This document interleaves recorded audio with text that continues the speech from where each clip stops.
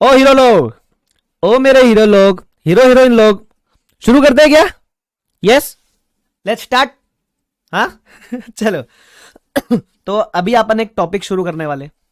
अभी तो जो पढ़ा वो तो टाइम पास था, मतलब मेन बेसिक्स। अब असली मजा आएगा, है ना? और ये मजा मैं पूरे हिंदुस्तान को देना चाहता हूं। अब हम चालू करेंगे एक नया टॉपिक के साथ, विच इज इंडेस 16। अब है ना, मेरी एक आदत है जो आपके लिए ना हेल्पफुल रहेगी बहुत। क्या है? मैं ना हर टॉपिक को एक चार्ट फॉर्म में इंसर्ट कर देता हूं। ये चार्ट आप पता है क्या करने का? ये चार्ट है ना, मतलब जब आप घर पे रिवाइज करने बैठोगे ना 20-25 मिनट्स रोज, तो ये मैं वैसे बोर्ड नोट्स तो अपलोड करता ही हूँ ड्राइव पे। तो ये चार्ट के लिए आप जगह छोड़ देने का अपने नोटबुक के अंदर आधे पेज का, और फिर बाद में कॉपी कर लेने का। ठीक है? तो ये चार्ट में बेसिकली क्या है, इसमें वो सारे कंसेप्ट मैंने एक सिर्फ हेडिंग देकर रखा है, ताकि आपको मालूम पड़ना चाहिए ये पूरे चैप्टर में कितने कंसेप्ट पढ़ने हैं, है ना? और मैंने ये भी बता रखा है कि कौन से कंसेप्ट इंपॉर्टेंट है। जैसे इसमें एक 13 पॉइंट भी है इंपॉर्टेंट, ये भी इंपॉर्टेंट है, ऐसे तो बता रखा है ताकि आपको एरिया ऑफ एम्फेसिस मालूम पड़े ड्यूरिंग आवर रिवीजन। तो इससे आपको आइडिया आएगा कि चलो अगर मैं पूछूं 16 में देखो सर कितने पॉइंट्स, आप बोलोगे 13 पॉइंट्स है सर। ठीक है, 13 कंसेप्ट है, ओके, मतलब हाँ अच्छा खासा, quite a decent amount of इंडेस, हाँ करेंगे हम अच्छे से। तो अपने को मालूम है, फिर पढ़ते पढ़ते समझेगा ना, चल ये पॉइंट हो गया, ये हो गया, ये हो गया, ऐसा मालूम पड़ते हुए चलेगा। तो it is going to be very helpful for you. ठीक है क्या? तो ये चार्ट आप बाद में कभी बना लेने का जब आप रिवाइज करने बैठ रहे हो। अच्छा, किसी को नहीं बनाना है मत बनाओ, कोई दिक्कत वाली बात नहीं है, लेकिन रेफर जरूर करना है चार्ट को, इससे आपको आइडिया आएगा। ठीक है, ये एक चीज है। तो शुरू करें क्या? ओ तो चलिए शुरू करते हैं, आ जाओ। तो इंडिया 16 के साथ अपन शुरू करेंगे। उसको अपन नोट्स में भी खोल लेते हैं अपने टेक्स्ट बुक के अंदर। अपना टेक्स्ट बुक ये रहा, इंडेस 16 ना। तो आ जाओ, इंडेस 16। आप बोलोगे काश सर हम भी ऐसे सर्च करके पहुंच पाते कहीं ना कहीं। चलो आ जाओ, यस शुरू करें। यस चलो, इंडिया 16। सर ये एग्जाम में आता है क्या? Not not in every exams, but yes it can come. It is a very important index, हाँ वेरी इंपॉर्टेंट। मतलब ये बहुत शानदार इंडेक्स है, क्योंकि ये इंडेक्स करने से इसका जो ज्ञान है, इसका जो नॉलेज है, that will also be helpful in your future indices. जो 2-3 इंडेस आप आगे बढ़ोगे ना, उसमें भी आपको काम आने वाला है उसका नॉलेज। तो ध्यान रखना, उस पॉइंट ऑफ व्यू से बड़ा इंपॉर्टेंट इंडेस है। ठीक है, चलो लेट्स स्टार्ट। सबसे पहले इंडेस 16 नाम क्या है? प्रॉपर्टी, प्लांट एंड इक्विपमेंट, ये इसका नाम है। Property, plant and equipment, Ind AS 16। Short form में इसको अपन क्या बोलते हैं? शॉर्ट फॉर्म में PPE। आता है तो 6 to 12 मार्क्स का आता है, इंपॉर्टेंट इंडेक्स है, ध्यान रखना। चलो, तो अगर अपन चार्ट में देखेंगे, सबसे पहला पॉइंट क्या है? सबसे पहला पॉइंट है डेफिनेशन। डेफिनेशन में दो चीज का डेफिनेशन है, एक है पीपीई का डेफिनेशन और एक है बेरर प्लांट्स का डेफिनेशन। जहां अपने को लगता है नोट्स बनाने की जरूरत है, वहां अपन लिख के नोट्स बनाएंगे। जहां अपने को लगता है कि किताब सफिशिएंट है, अपन किताबें मार्किंग करेंगे, ध्यान रखना। सबसे पहला डेफिनेशन है पीपीई का, अच्छी तरीके से मैंने चार्ट फॉर्म में आपको दिया हुआ है। What is the meaning of PP? वो बोलते हैं PP are tangible items. Tangible का मतलब समझता है, जैसे ये फील कर सकता है, टेंजिबल आइटम, सब्सटेंस होता है उसके अंदर, उसको बोलते हैं tangible item, which are held for use. इसको आप बिजनेस में यूज करोगे। जैसे मैं माइक यूज कर रहा हूं, मैं ये आईपैड यूज कर रहा हूं, एप्पल की पेंसिल यूज कर रहा हूं, है ना, मेरा एक डेस्कटॉप है उसको मैं यूज कर रहा हूं, कैमरा यूज कर रहा हूं, ये सब मैं यूज कर रहा हूं ना बिजनेस में, तो उसको बोलते हैं हेल्ड फॉर यूज। अगर आप ये सारी चीजों को यूज कर रहे हो, यूज कहां कहां कर सकते हैं? या तो प्रोडक्शन और supply of goods and services, या फिर फॉर रेंटल टू अदर्स, किसी को रेंट पे कुछ दे रहे उसके लिए अपन कुछ यूज कर रहे हैं, या फिर फॉर एडमिन पर्पस, जैसे आप अपने इंप्लॉयज को हायर करते हो, इंप्लॉयज को देते हो कंप्यूटर वगैरह, तो उसको बोलते हैं एडमिन पर्पस, बराबर। तो अगर आप उसको बेसिकली असेट्स को, टेंजिबल आइटम्स को आप अगर बिजनेस में यूज कर रहे हो, and if they are expected to be used for more than 1 period. Now what is the meaning of this? देखो, कोई भी परचेज असेट कब बनता है? जब जो भी आपने आइटम परचेज किया है उसका लाइफ मोर देन 1 ईयर है।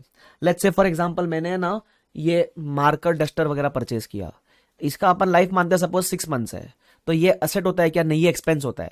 इसको अपन स्टेशनरी वगैरह बोलते हैं, प्रिंटिंग स्टेशनरी, वो एक्सपेंस होता है। क्यों? लाइफ, इस खर्चे का बेनिफिट मुझे 1 साल तक ही मिलेगा, बराबर। लेकिन ये जो आईपैड है, ये माइक है, ये सब को मैं असेट बोलता हूं, इसको आपको मैं एक्सपेंस नहीं बोलता हूं। क्यों? क्योंकि ये खर्चे का बेनिफिट मुझे मोर देन 1 पीरियड मिलेगा, बराबर। तो जहां आपको लगता है किसी चीज का बेनिफिट आपको 1 साल से ज्यादा तक मिल सकता है, तो वो आपके लिए एक्सपेंस नहीं, वो आपके लिए असेट हो जाता है। समझ रहे हो? तो tangible item, held for use and expected to be use for more than 1 period. अगर ये 3 पॉइंट कोई भी मीट करेगा तो उसको हम बोलेंगे प्रॉपर्टी, प्लांट एंड इक्विपमेंट। ठीक है, ध्रुव बोलता है प्यार इंटेंजिबल हुआ, वो तो डिपेंड करता है if it is expected to be use for more than 1 period और नॉट। चलो एनीवे छोड़ो, ये समझ गया तुमको ये वाला पार्ट क्या। अच्छा, अगर आपने पीपीई को हेल्ड फॉर यूज नहीं, अगर आपने पीपीई को बेचने के लिए रखा है, बेचने के लिए मैंने पीपीई रखा है लेकिन मैं उसको बेचूंगा, मैं यूज नहीं करूंगा, तो बेचने वाला पीपीई इधर नहीं आएगा, तो सर कहां जाएगा? अगर पीपीई बेचना खरीदना बिजनेस है आपका तो वो इन्वेंट्रीज में जाएगा। जैसे होता था ना AS2 इन्वेंट्रीज, वैसे इंडेस में भी इंडेस 2 है इन्वेंट्रीज, बराबर। तो अगर बेचना बिजनेस है आपका तो इन्वेंट्री में जाएगा, यहां नहीं आएगा। तो यहां कब लाना है? जब आपका मेन पर्पस है उसको यूज करना, ध्यान रखना। Is this clear to everyone? Yes, चलो कैन वी प्रोसीड फर्दर क्या? यस। उसके बाद एक और टर्म है बेरर प्लांट। क्या है? Bearer plant. अब बेरर प्लांट क्या होता है, इसके रिगार्डिंग अपन समझेंगे नोटबुक के अंदर, ठीक है। तो जहां जहां मैं जिस भी पॉइंट पे आपको एग्जांपल लिखाने वाला हूं, वहां अपन टेक्स्ट बुक के अंदर एनबी लिख दिया करेंगे। एनबी का मतलब नोटबुक, इसका मतलब इसके ऊपर एग्जांपल अपन ने एक नोटबुक के अंदर लिख के रखा है, नोटबुक में एग्जांपल लिख रखा है इसको समझने के लिए, ताकि आप जब किताब पढ़ोगे तो आपको मालूम पड़ेगा हाँ इसके लिए सर ने नोटबुक में भी कुछ लिखाया है ऐसा। तो एनबी लिखो, एनबी लिख के फिर नोटबुक में आ जाओ। समझा अपना फ्लो कैसा रहने वाला है? ये तो चार्ट मैंने बनाया हुआ है। अब मैं लिखूंगा बेरर प्लांट का एग्जांपल, बेरर प्लांट।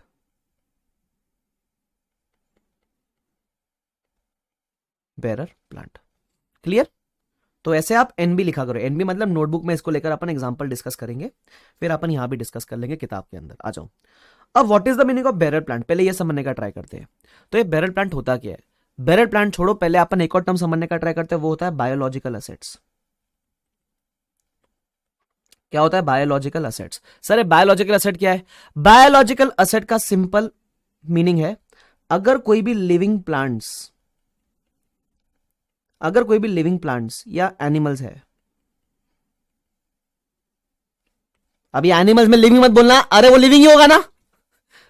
अगर कोई भी लिविंग प्लांट्स या एनिमल्स है उसको बोलते हैं बायोलॉजिकल असेट, है ना। जैसे फॉर एग्जांपल जैसे अपन लोग, स्पेशली लड़के लोग, लड़के लोग अपने खानदान के लिए बायोलॉजिकल असेट ही होते हैं। क्यों? अपन तो जानवर ही ना उनके लिए, जानवर है, रोज तो कुत्ता कुत्ता गाली खाते रहते हैं घर पे, तो जो भी है तो अपने घर वालों के लिए अपन बायोलॉजिकल असेट ही होते हैं।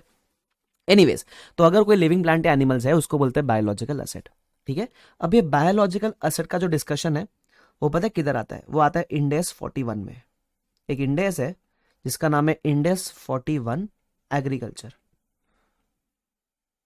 खेती बाड़ी, उसमें अपन डिस्कस करते हैं व्हाट इज बायोलॉजिकल असेट, ठीक है। वो ठीक है, इसका मतलब समझ गया आपने को, लिविंग प्लांट या एनिमल्स, ओके ये भी समझ गया सर। अब लिविंग प्लांट के दो बाइफर्केशन है, लिविंग प्लांट के दो बाइफर्केशन है, एक है बेरर प्लांट्स और एक है बेरर प्लांट और एक है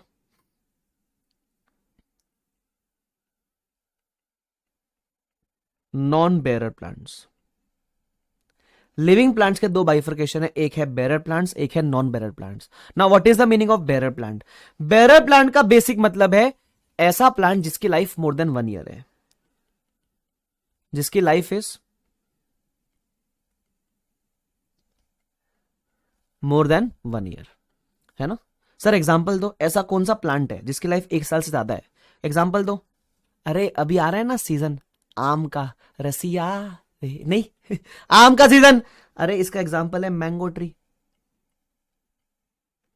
अरे मैंगो ट्री का लाइफ 1 ईयर से ज्यादा है ना, मैंगो ट्री हो गया, कोकोनट ट्री हो गया, ऐसे जो भी। अभी सब्जी मंडी लेके मैं बना, सर धनिया का झाड़ होएगा कि नहीं होएगा, सर मूली का झाड़ होएगा कि नहीं होएगा, सर वो काकड़ी का होएगा, भाई वो सब्जी मंडी खोलनी है क्या? बेसिक बेसिक आइडिया है ना। तो जिस भी प्लांट का life is more than 1 year उसको अपन क्या बोलेंगे? उसको अपन बोलेंगे बेरर प्लांट, ठीक है, ध्यान रखना। Is this clear to everyone? ठीक है। अब वो स्टैंडर्ड बोलता है ये जो बेरर प्लांट है, ये जो बेरर प्लांट है it is covered under India 16।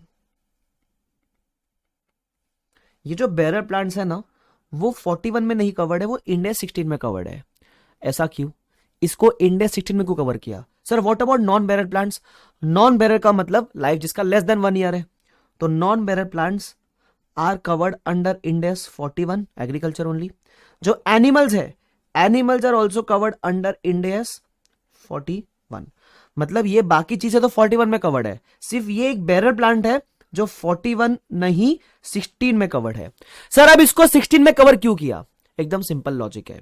जैसे सपोज किसी, आपने पार्ले जी का नाम सुना? पार्ले जी, तो पार्ले जी के लिए उसकी जो मशीन है जो बिस्किट बनाती है, वो मशीन उसके लिए एक पीपी हो जाती है, क्योंकि वो पार्ले जी क्या बोलता है, I will use it for more than 1 year, tangible है ना, ऐसा करके वो जो मशीन है पार्ले जी फैक्ट्री के लिए, वो उनके लिए क्या बन जाती है, उनकी पीपी बन जाती है। सिमिलरली फार्मर्स के लिए ये मैंगो ट्री एक मशीन की तरह ही तो है। जो फार्मर है उसके लिए ये मैंगो ट्री मशीन की तरह तो है। क्यों? इस मशीन से उसको मैंगोज मिलेगा एवरी ईयर और बहुत साल तक मिलेगा। तो फार्मर्स के लिए ये मैंगो ट्री एक मशीन की तरह है, जिस मशीन से उसको बार बार आउटपुट मिलने वाला है। बराबर? तो मैं लिखा देता हूं ये चीज कि मैंगो ट्री फार्मर्स के लिए एक मशीन की तरह है। क्यों? इस मशीन से फार्मर्स को बार बार क्या मिलेगा? मैंगोज मिलेगा ना, है ना, आम का सीजन, मन कर गया एकदम ही, है ना, ललचा गया दिल। एनीवेज, तो फार्मर्स के लिए मैंगो ट्री या कोकोनट ट्री जिससे उसको बार बार मिलने वाला है आउटपुट, तो उसके लिए मशीन की तरह है। तो वो बोलते हैं बेरर प्लांट को अपन कहां कवर करेंगे? इंडेस 16 में कवर करेंगे। ज्यादा अकाउंटिंग डिटेल में डिस्कस नहीं है, सिर्फ इतना ही बोला गया है। I hope this is clear to everyone. Is this clear to everyone? क्या यस और नो? लिखा गया? जल्दी लिखो, फटाफट लिख लिया? चलो, लिख के हुआ तो डी करके बोलते रहने का, ठीक है? डी, सिर्फ डी टाइप कर देने का उसके अंदर, तो मुझे समझ जाएगा आपका लिख के हो गया करके। चलो, शानदार, जानदार, मजेदार, आगे बढ़ जाते हैं। ठीक है, अब देखो बैरल प्लांट का डेफिनेशन क्या बोलता है, थोड़ा और एक बार रीड कर लेते हैं। बोलता है लिविंग प्लांट होना चाहिए, मैंने बोला हाँ। Used in the production of agriculture produce. What is the meaning of production of agriculture produce? आपको जो मैंगोज मिल रहा है ना, मैंगोज, जो मैंगो ट्री से मैंगोज मिलता है उसको बोलते हैं एग्रीकल्चर प्रोड्यूस। जो मैंगो ट्री से आपको मैंगो मिलता है उसको क्या बोलते हैं? उसको बोलते हैं एग्रीकल्चर प्रोड्यूस। ध्यान रखना, ठीक है? आगे, expected to be use for more than 1 period, जिसका लाइफ 1 साल से ज्यादा है ना। और आखिरी पॉइंट क्रिटिकल है, क्या बोलता है? Has a remote likelihood of being sold as agriculture produce. What is the meaning of this? इसका सिंपल मतलब है you will not sell the tree. आपका बिजनेस ट्री को बेचना नहीं है। ऑफकोर्स ट्री से जो मैंगो मिला उसको आप बेच सकते हो, बट आपको ट्री को बेचना बिजनेस है। जैसे मैंने ऊपर बताया था ना, पीपी हेल्ड फॉर यूज होना चाहिए। अगर ये माइक मेरा बेचना बिजनेस है तब वो फिर 16 में नहीं आएगा। सिमिलरली जो मैंगो ट्री की हम बात कर रहे हैं, अगर वो मैंगो ट्री को ही बेचना बिजनेस है आपका, तो फिर आप 16 में मत आना। हाँ, ट्री से मिलने वाले मैंगोस को तो आप बेच सकते हो ना यार। अरे मशीन से मिलने वाले आउटपुट को तो बेच सकते हैं ना। पार्ले जी फैक्ट्री जो मशीन से बिस्किट निकालता है, बिस्किट तो बेचता ही है ना, मशीन नहीं बेचता है। सिमिलरली फार्मर ट्री से मिलने वाले मैंगोस को बेच सकता है, लेकिन ये ट्री को नहीं बेचता है। हम वो ट्री की बात कर रहे हैं। आपका धंधा ट्री को बेचना नहीं होना चाहिए। Has a remote likelihood of being sold as agriculture produce. आप ट्री को प्रोड्यूस बना के नहीं बेचोगे। सिंपल। आगे लिखा है except for incidental scrap sales. What is the meaning of this? इसका मतलब है जब लाइफ खत्म होगी तब आप स्क्रैप की तरह सेल कर सकते हो ना। At the end of life can sell the tree as scrap. जब लाइफ खत्म हो जाएगी तब आप स्क्रैप की तरह बेच दो, बट उसकी लाइफ के दौरान आपका बेचना उसका इंटेंशन नहीं होना चाहिए। यह उसका बेसिक मतलब है। Is this clear to everyone? Yes, incidental scrap की तरह तो बेच सकते हो आप उसको। That's it. ये आपका क्या था? ये आपके 2 डेफिनेशन है। पहला डेफिनेशन है पीपी का, दूसरा डेफिनेशन है बेरर प्लांट का। अगेन बता दूं, बेरर प्लांट पे ज्यादा डिस्कशन है नहीं, कोई क्वेश्चन वगैरह इतना फॉलो नहीं करते। सिर्फ बेसिक नॉलेज है जो अपने को लेनी है, जो मैंने आपको ऑलरेडी एग्जांपल के थ्रू दे दी है। Is this clear to everyone? Yes, ठीक है। प्लीज ये जो समय लिखाते चलो ना, लिखते हुए चलना। मेरा शक्ल मत देखना कि अरे हाँ हाँ सर समझ गया, अब लिखने की क्या जरूरत है।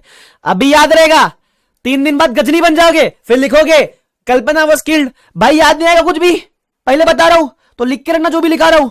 हाँ, क्योंकि कुछ महीने बाद आपके साथ आपकी तन्हाई और आपका लिखा हुआ चीज यही बचेगा सिर्फ, और कुछ नहीं बचने वाला है। तो ध्यान रखना, और ये लिखा हुआ रहेगा ना तो मेरी सारी बातें रिकॉल हो जाएगी आपको, इसलिए। चलो आगे। ये था अपना फर्स्ट पॉइंट। चार्ट में समझता अपना फर्स्ट पॉइंट हो गया, दैट इज द डेफिनेशन वाला पार्ट। सिंपल है, आगे बढ़ जाना, रट्टा वट्टा मारने मत बैठना इसको, ठीक है। आगे next point is recognition criteria. अच्छा, अरे ना आप किसी भी स्टैंडर्ड का क्रोनोलॉजी समझना। क्रोनोलॉजी वो बोलते हैं ना अमित शाह, क्रोनोलॉजी समझिए आप। क्रोनोलॉजी तो क्या बोलते हैं, देखो पहले वो डिफाइन करेगा कि हम वो पीपी है कि नहीं है, ठीक है।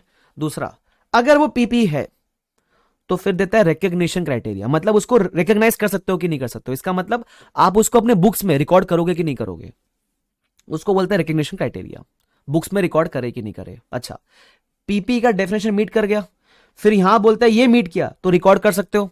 अच्छा, अब रिकॉर्ड करोगे ना तो कौन से वैल्यू पे रिकॉर्ड करोगे, तो कौन से वैल्यू पे रिकॉर्ड करोगे, उसको बोलते हैं मेजरमेंट।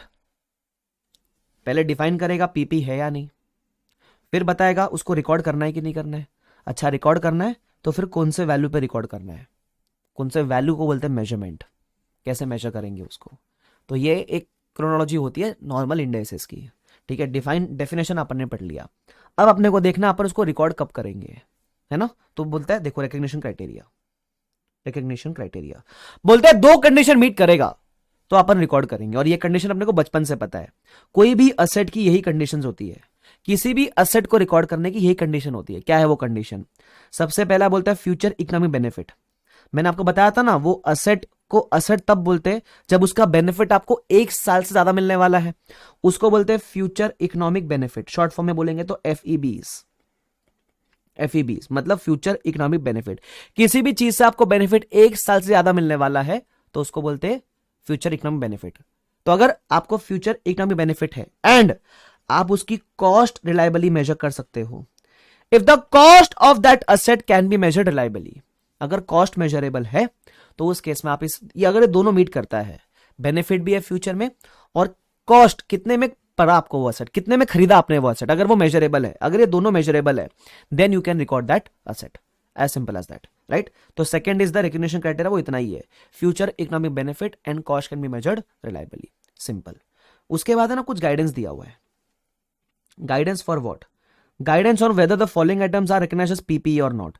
तो ये अभी नहीं पढ़ेंगे, ये चैप्टर के लास्ट में पढ़ना है, तो इसको मैं पी करके बोल रहा हूं, पी मतलब पेंडिंग। अभी अरे आप पेन समझ लेना, पेंसिल लेना पेंडिंग पेंसिल से, ताकि अपन बाद में इसको वो कर देंगे। मैं तो ऐसा रब कर दूंगा इसको, आप क्या करोगे, काटोगे क्या उसको, नहीं। तो पी मतलब पेंडिंग है, इसको मैं लास्ट में पढ़ाऊंगा, ठीक है। ये जो गाइडेंस वगैरह दिया हुआ है वो, चलो आगे बढ़ जाते हैं। तो पहला था डेफिनेशन, सेकेंड था रिकग्निशन, तीसरा आता है मेजरमेंट, मेजरमेंट, ठीक है। अब मेजरमेंट के अंदर 2 दिन के मेजरमेंट की बात करता है, कितने दिन के, 2 दिन के मेजरमेंट की। सबसे पहला इनिशियल मेजरमेंट, इनिशियल का मतलब होता है आप डे 1 पे कौन से वैल्यू पे रिकॉर्ड करोगे, डे 1 पे कौन से वैल्यू पे रिकॉर्ड करोगे। और फिर आता है सब्सिक्वेंट मेजरमेंट, सब्सिक्वेंट का मतलब होता है आप एवरी ईयर के एंड पे कौन से वैल्यू पे रिकॉर्ड करोगे।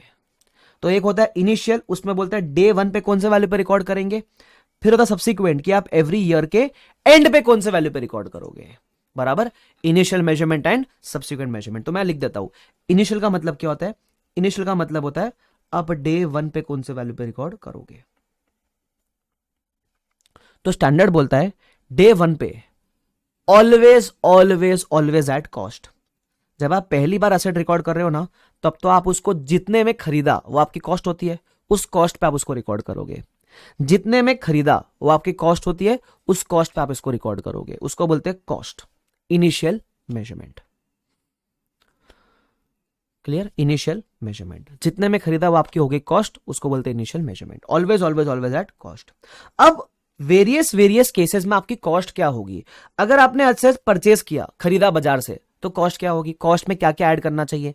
अगर आपने एसेट सेल्फ कंस्ट्रक्ट किया, खुद बनाया, तो कॉस्ट क्या होगी। अगर आपने एसेट एक्सचेंज में एक्वायर किया, बार्टर ट्रांजैक्शन, मैंने एक हाथ एसेट दिया, एक हाथ एसेट लिया। नॉर्मली अपन एसेट खरीदने में पैसा देते हैं ना, तो मैंने पैसा नहीं दिया, मैंने कोई दूसरा एसेट दे दिया, बार्टर किया, तो उस केस में कॉस्ट क्या होगी। या फिर अगर आपने एसेट गवर्नमेंट ग्रांट के फॉर्म में एक्वायर किया, तो कॉस्ट क्या होगी, है ना, मतलब गवर्नमेंट ने आपको ग्रांट दे दिया एसेट का, तो उस केस में वैल्यू क्या होगी, ऐसा।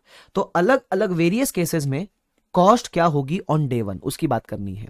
तो सबसे पहला है, अगर आपने एसेट परचेज किया है, if you have purchased the asset, तो कॉस्ट क्या होगी। परचेज मतलब बाजार में गए, एसेट खरीद लिया, तो बोलता है, देखो क्या बोलता है, रिफर नोट नंबर 1 एंड 2, है ना, रिफर नोट नंबर 1 एंड 2। तो अपन नीचे आते हैं और नोट नंबर 1 रिफर करते हैं। अब वो नोट नंबर 1 क्या बोलता है, components of cost if the asset is purchased. अगर आपने एसेट परचेज किया है तो कॉस्ट में क्या क्या आना चाहिए, उसकी बात करता है। कंपोनेंट्स ऑफ कॉस्ट उसकी बात करता है। अगर आपने एसेट क्या किया है, परचेज किया है, तो कॉस्ट में क्या क्या आएगा। सबसे पहले बोलता है जो भी परचेज प्राइस पे किया वो, उसमें से लेस कर देना ट्रेड डिस्काउंट, सुना है कभी ट्रेड डिस्काउंट? एक ऐसा डिस्काउंट जो सेलर है वो हर किसी को दे रहा है, ट्रेड डिस्काउंट या रिबेट। अगर इन दोनों में से कुछ भी आपको मिला है तो आप उसको लेस कर देना, क्योंकि वो आपके कॉस्ट का पार्ट नहीं बनना चाहिए।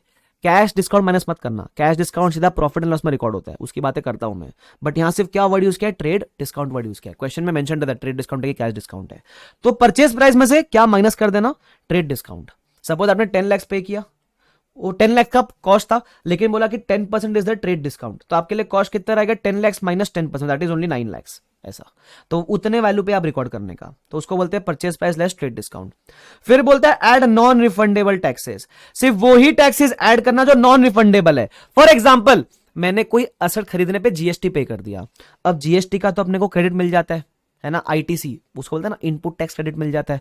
तो अगर जिस चीज का आपको रिफंड मिलने वाला है या क्रेडिट मिलने वाला है, तो वो टैक्स आप कॉस्ट में ऐड नहीं करोगे, सिर्फ वही टैक्स ऐड करना जो नॉन रिफंडेबल है, जिसका आपको कोई बेनिफिट मिलने वाला नहीं है, कोई रिफंड मिलने वाला नहीं है ना। उसके अलावा आता है all directly attributable expenses. What is the meaning of directly attributable expenses? ऐसे खर्चे जो असेट को रेडी करने में या असेट को यूज करने के लिए रेलिवेंट थे, मतलब असेट को रेडी फॉर यूज करने के लिए जो भी खर्चे रेलिवेंट थे, है ना। ऑल डायरेक्टली एट्रीब्यूटेबल एक्सपेंसेस, मतलब ये खर्चे किए बिना आप असेट को एक्वायर ही नहीं कर सकते थे। फॉर एग्जांपल, डिलीवरी वाले खर्चे, असेट को इंस्टॉल करने के खर्चे, है ना। अगर किसी इंप्लॉय ने वो असेट मैन्युफैक्चर किया है तो इंप्लॉय को जो पगार दिया वो वाले खर्चे, ऐसे उसको बोलते हैं directly attributable expenses, the expenses which were necessary to make the asset ready for use, है ना। तो मैं लिखा दूं, डायरेक्टली एट्रीब्यूटेबल का मतलब क्या होता है? Necessary expenses to make the asset. Perfect answer है केविन।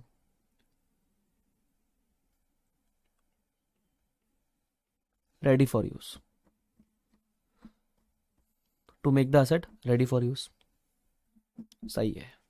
अपने पास एक स्टूडेंट है, उनका नाम है अनंत सक्सेना। एक तो नाम अनंत, वो अंबानी वाले का बेटा, ऊपर से सक्सेना।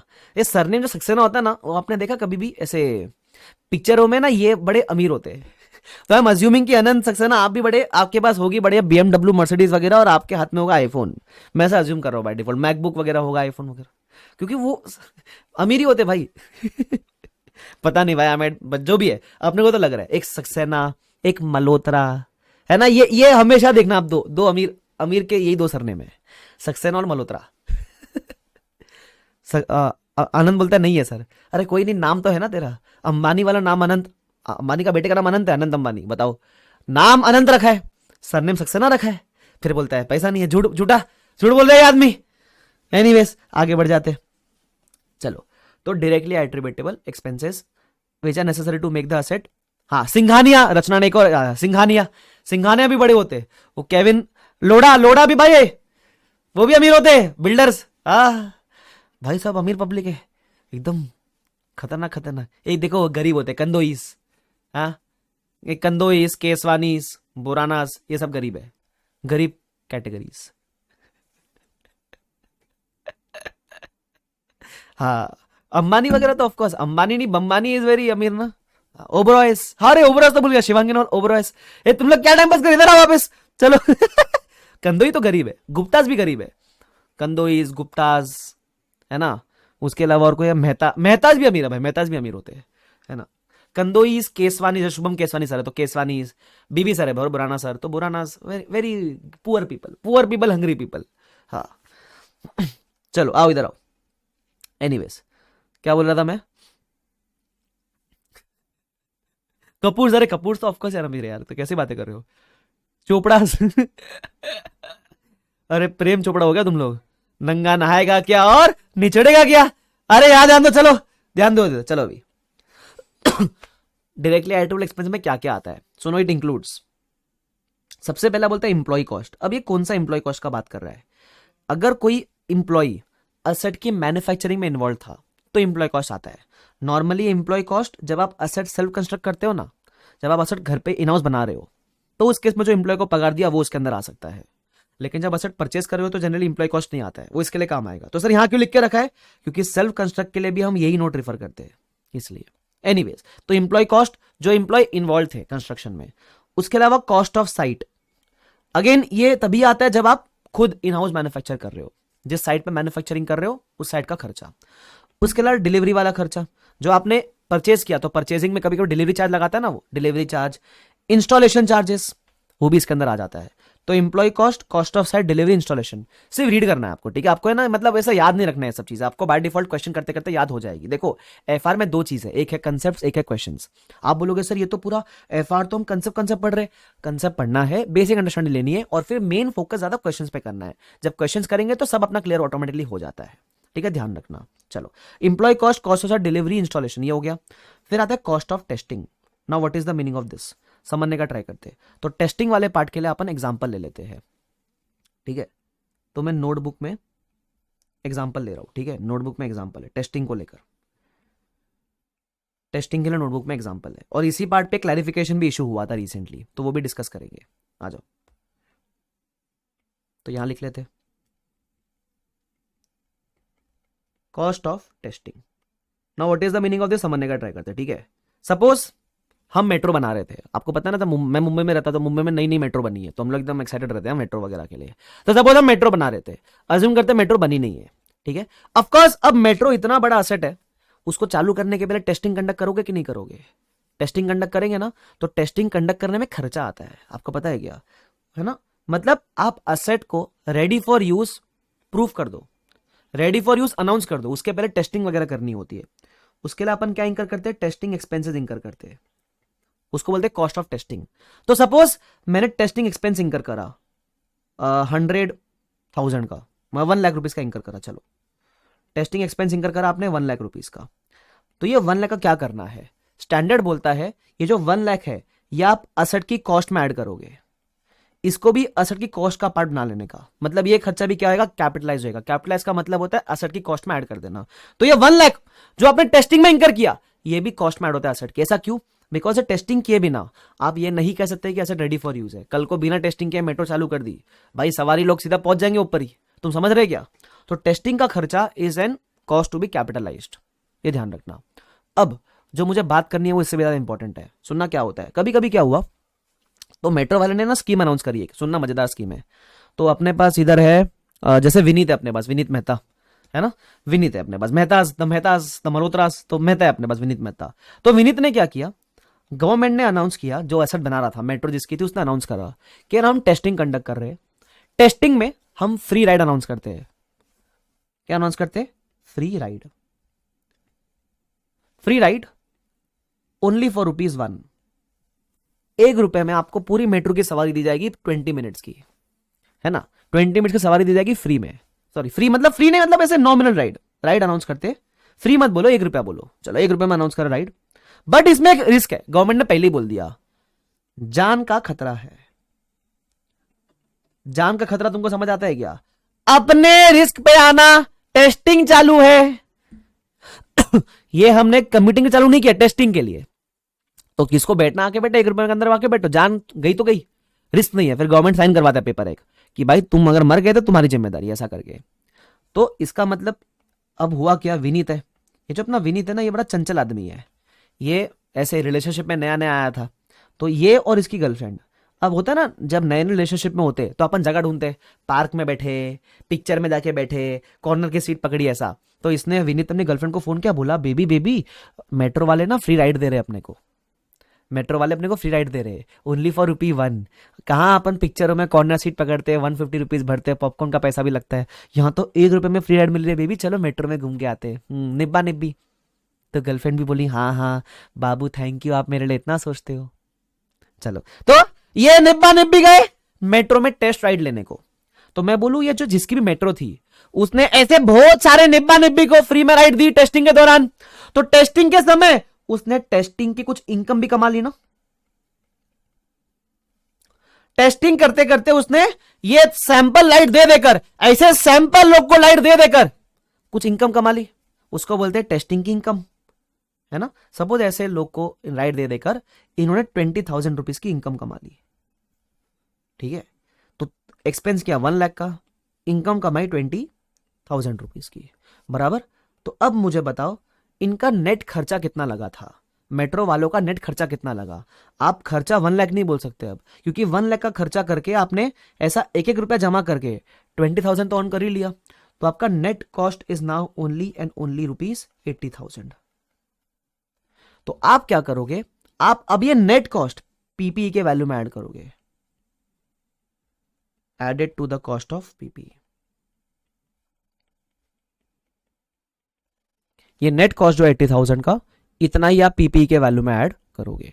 आई होप तुमको समझ आता है क्या ये वाला पार्ट, है ना।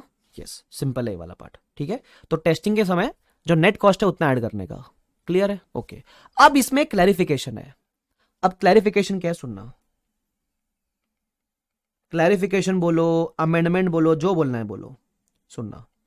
अब सपोज बाय चांस ऐसा हो गया, अच्छा added to the cost of PPE मतलब आपकी पीपी की कॉस्ट इतने वैल्यू से बढ़ जाएगी, है ना, 80,000 से आपकी कॉस्ट बढ़ जाएगी। अब हुआ क्या, इसमें क्लैरिफिकेशन क्या दिया, बाय चांस ऐसा हो जाए कि आपका टेस्टिंग का खर्चा इज लेट्स से 1 लाख, लेकिन ऐसे बहुत सारे निब्बा निब्बियों को, ऐसे बहुत सारे कपल्स को आपने टेस्ट राइट दे दी, इतना भला किया आपने समाज का, और आपने इनकम काफी ज्यादा कमा ली। लोग इतने इतने अच्छा फील करने लगे मेट्रो के अंदर कि फ्री में एसी है। ऐसा बहुत सारे बाबू बाबी जितने भी सब लोग आके इसके अंदर ही बैठते थे। 2 महीना यही चल रहा था, 1 रुपए में राइड, सब राइड ले रहे थे, पता नहीं काई की राइड ले रहे थे उन लोग। तो इनकम काफी ज्यादा कमा ली, जितना टेस्टिंग का खर्चा हुआ उससे ज्यादा इनकम कमा ली, है ना। कितनी इनकम कमाई, चलो 1,30,000 की इनकम कमा ली, है ना। तो इस केस में तो नेट कॉस्ट नहीं हुआ, नेट में खर्चा नहीं लगा, नेट में तो आपने इनकम कमा ली। अब नेट में आपने इनकम कितनी कमाई, नेट में आपने इनकम कमाई 30,000 रुपीज की, है ना। निराली हंस रही है, सुनो। नेट में आपने इनकम कमाई कितनी की, 30,000 रुपीज की। अब ये जो अगर आपका इनकम ज्यादा है एक्सपेंस से, तो ऐसे केस में ये एक्स्ट्रा वाली इनकम कहां जाएगी, क्या इसको भी कॉस्ट से एडजस्ट करना है या इसको प्रॉफिट एंड लॉस में ट्रांसफर करना है। तो स्टैंडर्ड बोलता है अगर आपकी इनकम ज्यादा है तो भी इसको आप कॉस्ट से एडजस्ट करोगे, adjust from cost of PP. अब एडजस्ट करने का मतलब बेसिक ये है कि आप इसको कॉस्ट से क्या करोगे, रिड्यूस करोगे। नॉर्मली जब अपन खर्चा ज्यादा कर रहे थे तो अपन कॉस्ट में ऐड कर रहे थे ना, जब आपकी इनकम ज्यादा है तो ये एक्स्ट्रा इनकम आप क्या करोगे, असर की कॉस्ट से माइनस करोगे। ये क्लैरिफिकेशन दिया गया है। तो एक एडजस्टमेंट छोटा सा इसके ऊपर आ गया कभी क्वेश्चन में घुस के, तो अपने को मालूम होना चाहिए। Is this clear to everyone. सब अरे बहुत बेसिक चीज है, सबको समझता है क्या। जब खर्चा ज्यादा होता है तो कॉस्ट में ऐड करना होता है, जब इनकम ज्यादा है तो कॉस्ट से माइनस कर देना, उतनी से आपकी कॉस्ट कम हो जाएगी। ऐसा लिखा गया वाला पार्ट, ठीक है। एडजस्ट, एडीजी मतलब एडजस्ट, हाँ सॉरी, ठीक है। चलो तो देखो अब यहां लिख के दिया हुआ है, क्या बोलता है देखो, includes employee cost, cost of site delivery installation, cost of testing, less, देखो लेस क्या बोला हुआ है, less proceeds from sale of product arising from test production. जो भी टेस्ट प्रोडक्शन से आपको कुछ इनकम वगैरह वो लेस कर देना कॉस्टिंग के खर्चे से। और अगर कोई प्रोफेशनल फीस इंकर करी तो वो भी कंसिडर कर लेना, प्रोफेशनल फीस भी आ जाती है। फिर आपको दिया हुआ है अमेंडमेंट या clarification, the excess of net proceeds from the sale of items produce during testing will not be credited to PNL. अगर आपके प्रोसीड ज्यादा है, एक्सेस है, इनकम ज्यादा है, तो वो पीएनएल में नहीं जाएगा, it will be deducted from the cost of PPE, है ना। Excess of net proceeds will be deducted from the cost of PPE. इसको लेकर भी मैंने नोटबुक में आपको एग्जांपल दे दिया ना, तो लिख दो नोटबुक में एग्जांपल। देखो कितनी अच्छी रेफरेंसिंग कर रहे हैं अपन, कि अपने को क्लियरली समझेगा कि इसको क्या करना है। Is this clear to everyone? Yes sir, समझ में आता है, परफेक्ट है। चलो क्या मैं आगे बढ़ सकता हूं आप लोग के साथ? अरे can we proceed further? Yes sir, बढ़ो ना, काहे नहीं बढ़ते हो, बढ़ो, आगे बढ़ते हैं। फिर आता है अगला point, what all expenses are not included, does not include, मतलब डायरेक्टली एडिटेबल एक्सपेंस में क्या क्या चीजें इंक्लूड नहीं होगी उसका बात करता है। सबसे पहला बोलता है इनॉग्रेशन एक्सपेंसेस। सपोज आप मेट्रो चालू करने वाले हो तो आपने राहुल गांधी जी को बुलाया, आपने पप्पू भाई सबको बुलाया और बोला आके रिबन काटो। अब राहुल गांधी जी को बुलाने का जो खर्चा है, क्या वो तुम असर की कॉस्ट में ऐड करोगे क्या? ऑफ कोर्स नॉट, उसको बोलते हैं इनॉग्रेशन एक्सपेंसेस। तुम समझ रहे क्या? तो इनॉग्रेशन के लिए जो खर्चे आपने किए, एडवर्टाइजिंग वाले खर्चे किए, प्रमोशन किया, ट्रेनिंग दिया, admin general overheads, initial operating losses, मतलब असेट को चलाया तो इनिशियल लॉस में चलेगा, ये सब जो खर्चे हैं ये असेट को रेडी करने में रेलिवेंट नहीं है। अपन कैपिटलाइज कौन से खर्चे करते हैं? जो असेट को रेडी करने में रेलिवेंट है। अगर आप राहुल गांधी जी को नहीं भी बुलाओगे तो भी तो मेट्रो चलेगी ना, समझ रहे हो क्या तुम? ऐसा तो ये जो एडवर्टाइजमेंट, प्रमोशनल, इनॉग्रेशन वाले खर्चे, ट्रेनिंग के खर्चे, ये आप बिना इंकर किए भी असेट रेडी हो सकता है। ये असेट को रेडी करने के खर्चे नहीं है, तो इसलिए ये सब खर्चा आप कभी भी कैपिटलाइज नहीं करोगे। I hope this is clear to everyone. बराबर। अब इसमें एक और खर्चा है जिसके लिए एग्जांपल भी दिया हुआ है इधर, सुन लो क्या बोलता है। Cost of relocating the entities operations. कभी कभी क्या होता है, असेट को यूज करने के लिए अपन कुछ इंप्लॉयज को ट्रांसफर करते हैं कि चल बांग्लादेश से नेपाल आ जाए ऐसा करके, तो वो रिलोकेशन वाले खर्चे भी कैपिटलाइज नहीं होते, ध्यान रखना। ठीक है, आगे the income and related expenses of using the under construction PP. अब इसका मतलब क्या सुनना, ये वाले पार्ट का, इसका एग्जाम्पल भी दिया हुआ है। एग्जाम्पल क्या सुन लो, सपोज मैं ना एक लैंड के ऊपर बिल्डिंग कंस्ट्रक्ट करने वाला था। क्या करने वाला था? लैंड के ऊपर बिल्डिंग कंस्ट्रक्ट। बट ये कंस्ट्रक्शन तो शुरू नहीं हुआ है, तो मैंने क्या किया, मैंने लैंड को एक कार पार्किंग साइट बना दिया। आपने देखा रहेगा ना काफी जगह पे ऐसे खाली लैंड को कार पार्किंग की तरह यूज करते हैं। बोला जब तक काम चालू नहीं होता है 2-3 महीना 4 महीना, तब तक कार पार्किंग बना के पार्किंग थोड़ा पैसा कमा लेंगे, बराबर। और जब काम चालू होगा तो कार पार्किंग बंद करेंगे और फिर बिल्डिंग कंस्ट्रक्ट कर देंगे। तो ये जो कार पार्किंग से आप इनकम कमाओगे, ये जो आपकी इनकम आएगी, इसका क्या करे, ये आपके पीएनएल में जाएगी भाई। इसको आप एसेट के कॉस्ट से एडजस्ट नहीं करोगे, क्यों? अरे कार पार्किंग का जो खर्चा या जो इनकम है, is it necessary for the construction of asset? The answer is no sir. लेकिन टेस्टिंग वाले केस में तो आपने कंसिडर किया था। अरे भाई वो टेस्टिंग की इनकम थी, क्योंकि टेस्टिंग का खर्चा कैपिटलाइज होता है तो उसकी इनकम हम लेस करते हैं खर्चे से। ये टेस्टिंग की इनकम नहीं है, ये मिसलेनियस इनकम है। तो अगर ऐसी कोई मिसलेनियस इनकम होती है तो आप उसको कहां ट्रांसफर करोगे? प्रॉफिट एंड लॉस में ट्रांसफर करोगे, ध्यान रखना। तो अगर आपने असेट को कार पार्किंग साइट की तरह यूज किया, it should be transfer to the income statement, that's it. I hope this is clear to everyone. ठीक है, चलो क्लियर।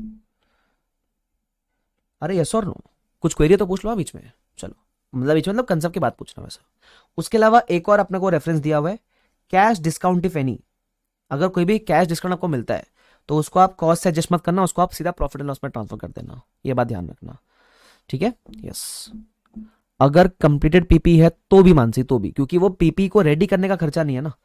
मानसी कह रही है सर अगर पीपी रेडी हो गया उसके बाद मैं कार पार्किंग की तरह यूज करूं तो, अरे तो भी आप कॉस्ट से एडजस्ट नहीं करोगे। पीपी रेडी हो गया तो बात ही खत्म हो गई ना, है ना, ध्यान रखना। Sale of sample can be considered as income from testing. Naitik, it depends. अगर आपने वो सैंपल टेस्टिंग के समय जनरेट किया था और फिर आपने वो सैंपल बेच के कुछ कमाया तो यस, तो आप जो बोल रहे हो वो सही है। फिर क्लियर क्या? ठीक है। क्या सुखशांत कहते रिपीट दिस पॉइंट। अच्छा मैं एक बार और बोल दूं, जितना हो सके प्लीज कंसंट्रेशन रखो। हाँ, बहुत सिंपल सा पॉइंट है यार। ये क्या पॉइंट है? अगर आपकी कोई आइडल असेट पड़ी है, उसको आप कार पार्किंग की तरह यूज कर रहे हो, तो कार पार्किंग की इनकम को आप असेट की कॉस्ट से माइनस नहीं करोगे, आप उसको प्रॉफिट एंड लॉस में ट्रांसफर करोगे। Simple, that's it. चलो, मेरे ख्याल से we are good to proceed further. खत्म हो गया है वाला पॉइंट। अब आता है अगला point, and that is cost of decommissioning, dismantling या साइट रिस्टोरेशन। ये भी खर्चा कैपिटलाइज होता है। अब ये होता क्या है, इसके लिए अपन नोटबुक में एग्जांपल लिखेंगे,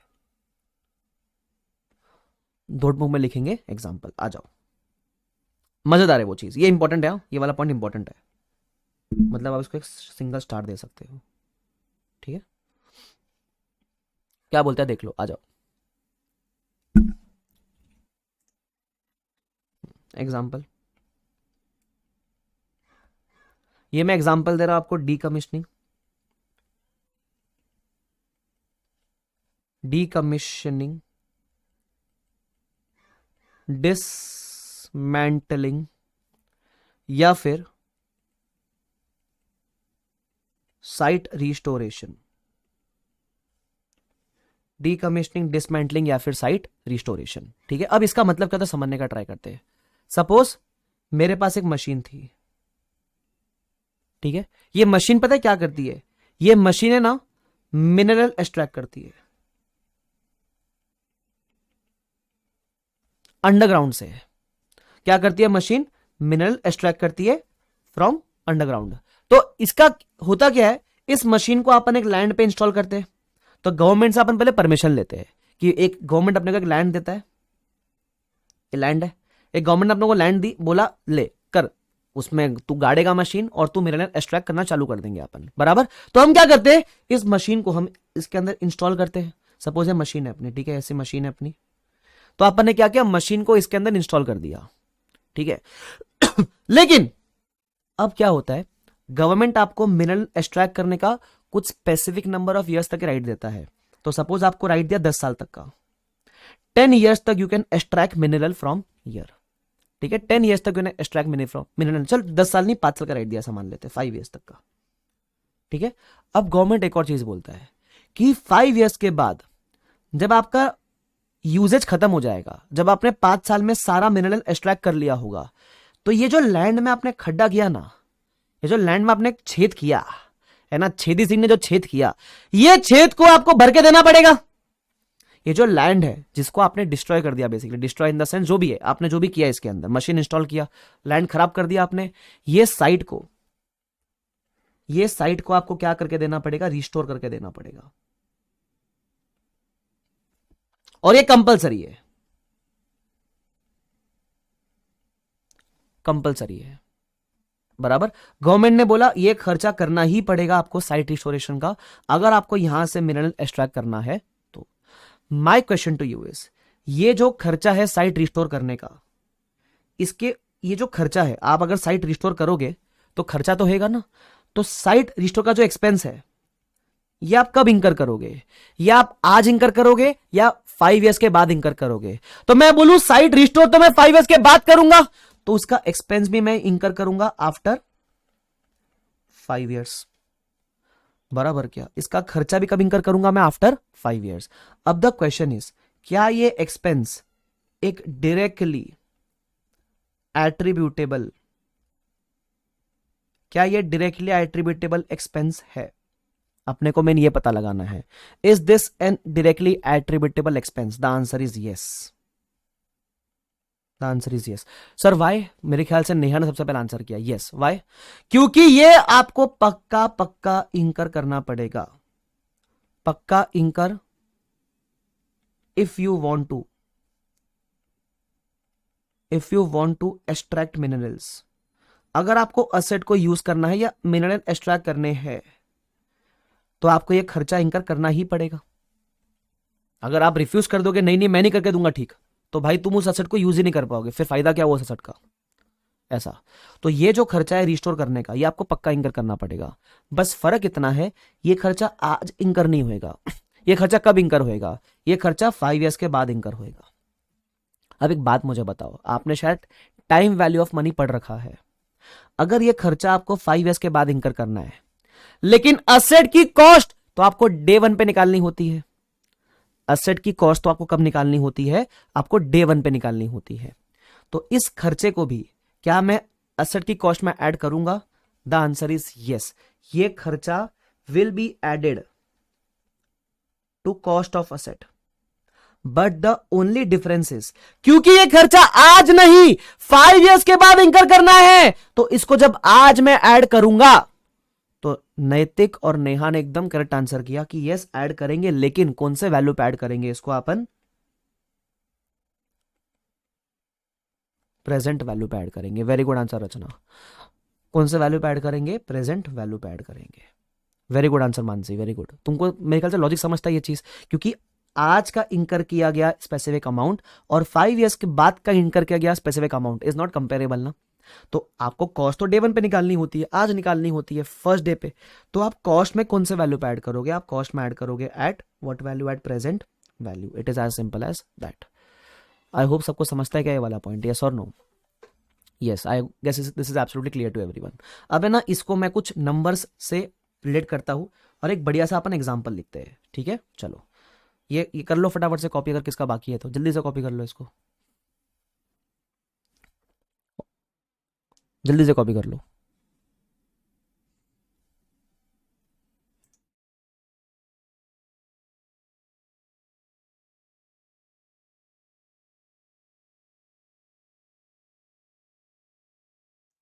चलो डन। अब आ जाओ, अब अपन आते हैं एग्जाम्पल के ऊपर।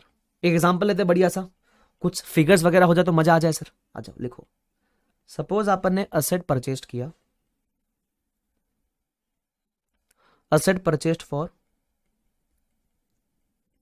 10 lakhs, ठीक है, लिखो हाँ साथ में, decommissioning after 5 years which is equal to 5 lakhs। आप 5 years के बाद डी कमिश्निंग करोगे, कितना इंकर करोगे? 5 lakhs इंकर करोगे। Discounting factor is at the rate 10%, ठीक है। डी कमिश्निंग आपको करना है 5, डी कमिश्निंग बोल दो इसको, आप डी कमिश्निंग को डिसमेंटलिंग भी बोल सकते हो या फिर साइट रिस्टोरेशन भी बोल सकते हो, सबका मतलब एक। D commissioning, dismantling, site restoration, जो बोलना है बोलो इसको, ठीक है। चलो तो 5 lakhs इंकर करना है 5 years के बाद, डिस्काउंटिंग फैक्टर 10% है। अब द क्वेश्चन इज, जब मैं सोल्यूशन बनाऊंगा तो मेरे को सबसे पहले क्या निकालनी है?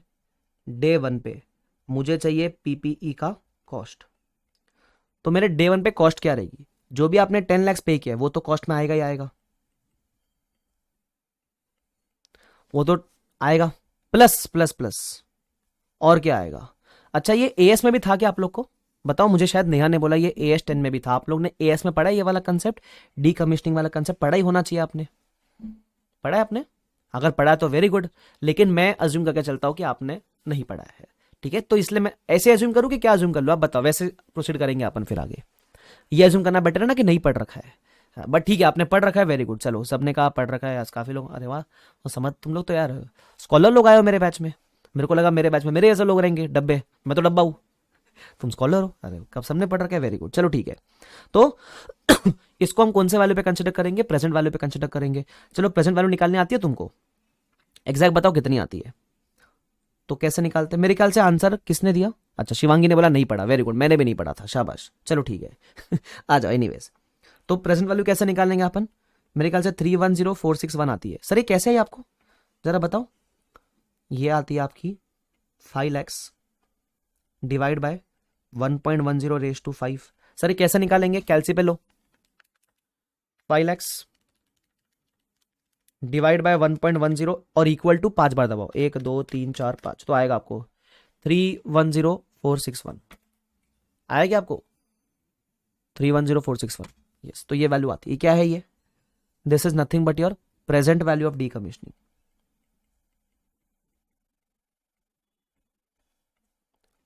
उसको बोलते हैं present value of D commissioning. Total value कितना हो गया आपका?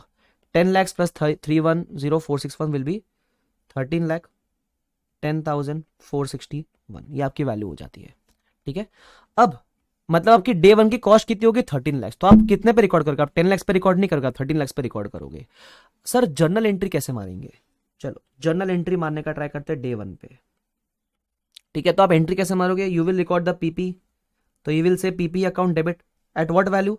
13,10,461। पीपी डेबिट ना, असेट रिकॉर्ड करें, डेबिट करेंगे। टू क्या बोलेंगे? To cash bank account. क्या हमने पूरा कैश पे किया? क्या नहीं, हमने अब तक सिर्फ 10 lakhs का कैश पे किया है, तो हम बोलेंगे to cash bank 10 lakhs। To cash bank how much? 10 lakhs। और बाकी क्या बोलेंगे?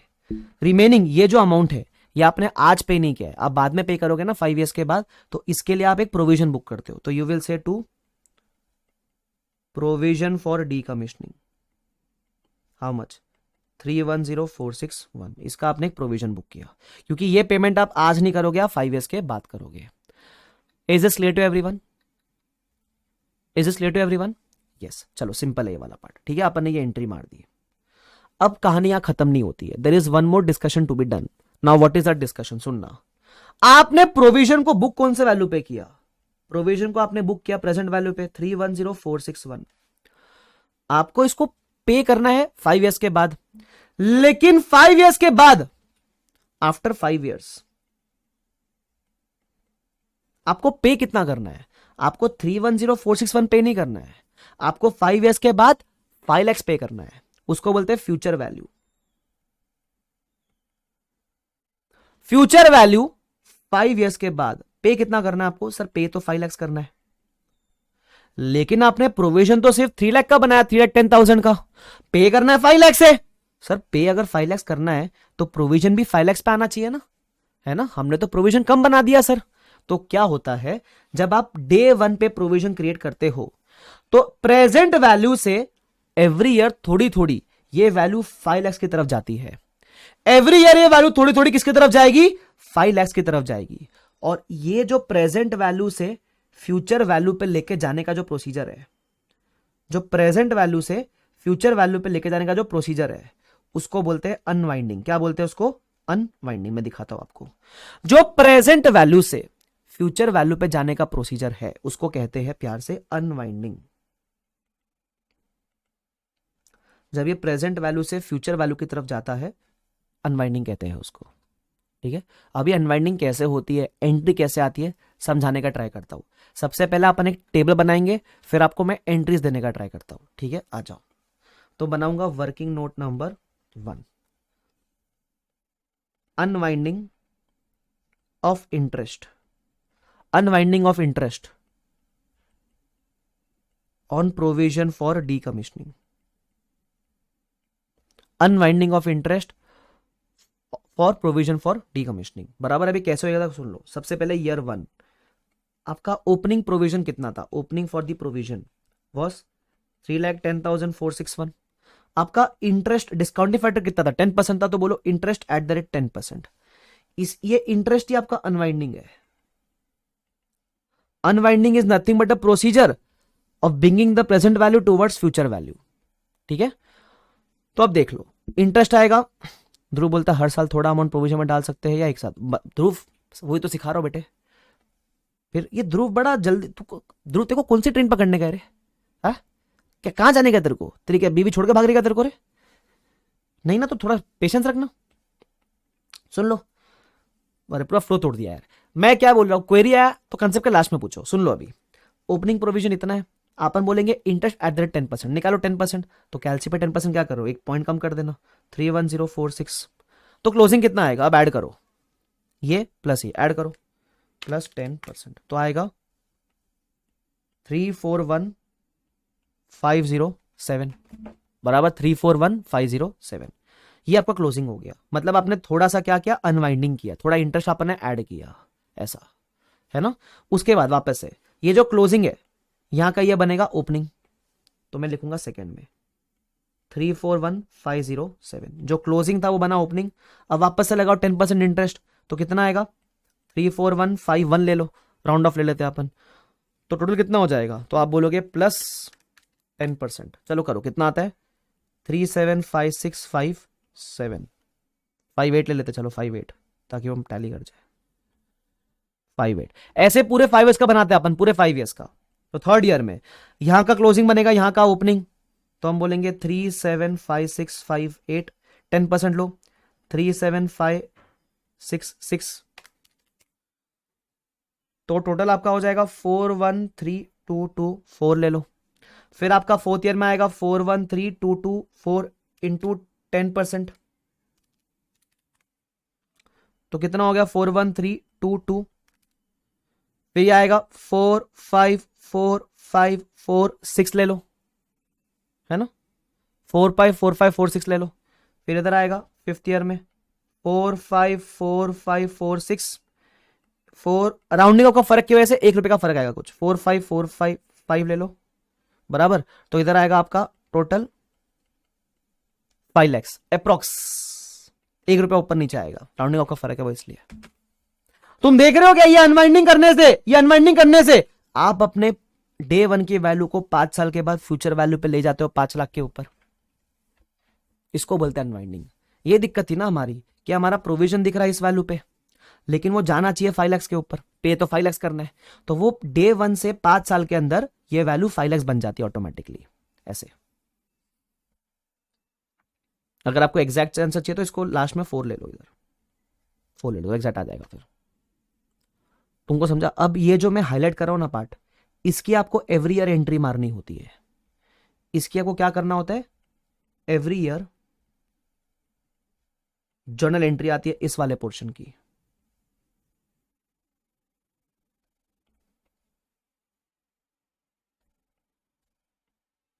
Every year will pass a journal entry. अब क्या एंट्री पास करेंगे सुन लेना।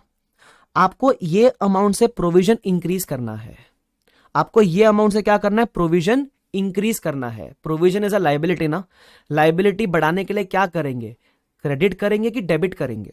तो आपने सही आंसर क्या, क्रेडिट करेंगे। अरे मैंने बताया था ना आपको, असेट का डेबिट बैलेंस होता है, तो बढ़ाने के लिए ऑलवेज डेबिट, लाइबिलिटी का क्रेडिट बैलेंस होता है, तो बढ़ाने के लिए ऑलवेज क्रेडिट।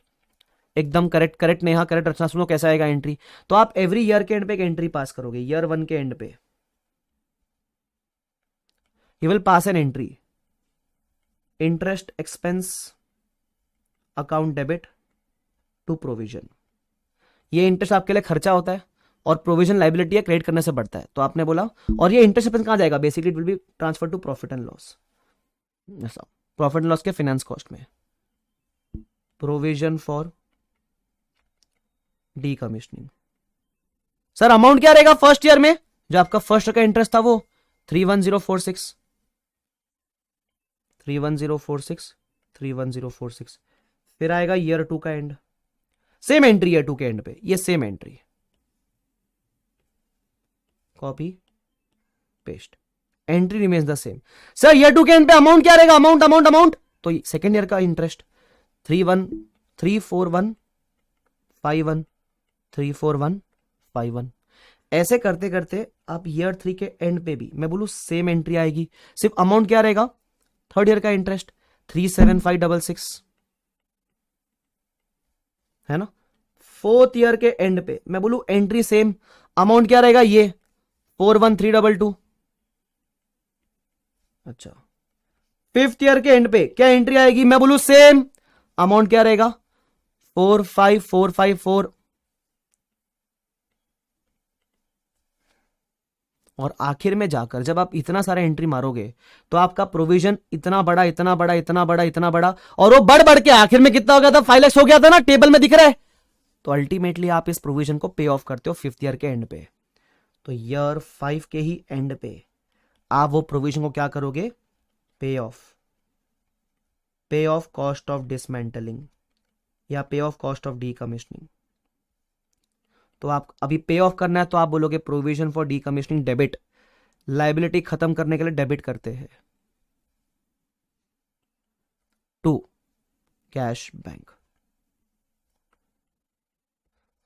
रचना ने क्या पूछा है, why finance cost, it is unwinding, unwinding मतलब टाइम वैल्यू ऑफ मनी ना, जब जहां मनी इन्वॉल्व है, टाइम वैल्यू ऑफ मनी मतलब इंटरेस्ट, या आप प्रेजेंट वैल्यू पे क्यों ला रहे हो, क्योंकि कहीं ना कहीं अगर आप 5 साल के बाद इंकर कर रहे हो और आज इंकर करो, फर्क है ना टाइम वैल्यू का, तो टाइम वैल्यू का मतलब होता है इंटरेस्ट का फर्क है, पता है इन्फ्लेशन फैक्टर का फर्क है ना, तो इंटरेस्ट कहाँ जाता है, फाइनेंस कॉस्ट में।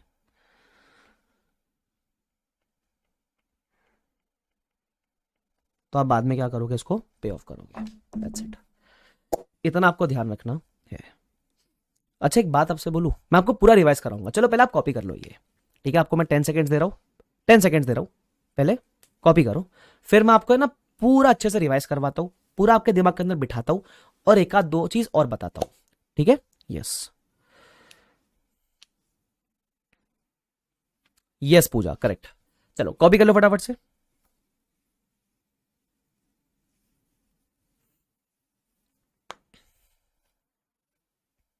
जल्दी से कॉपी कर लो इसको। डन, आरती से डन, अस्मिता से डन।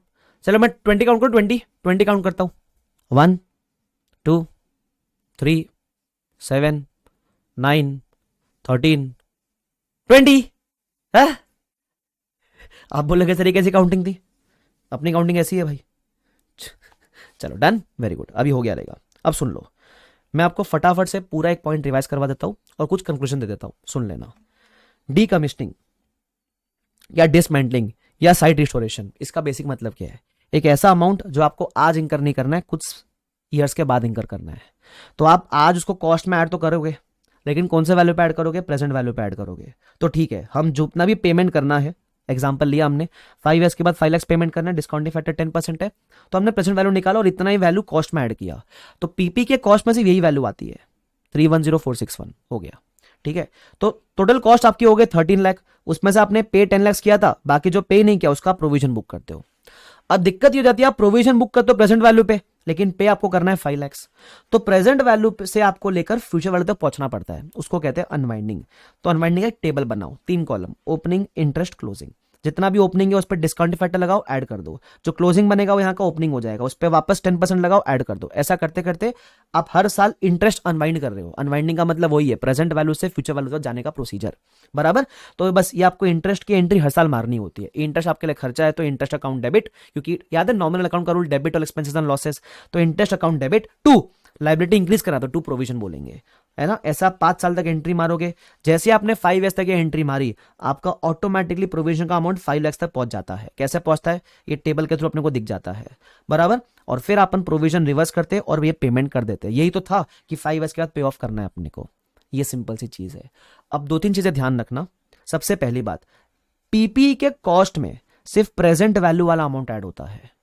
क्या अनवाइंडिंग का इंपैक्ट को हम पीपी के कॉस्ट में ऐड कर रहे हैं क्या अनवाइंडिंग से पीपी की कॉस्ट चेंज हो रही है क्या? The answer is no.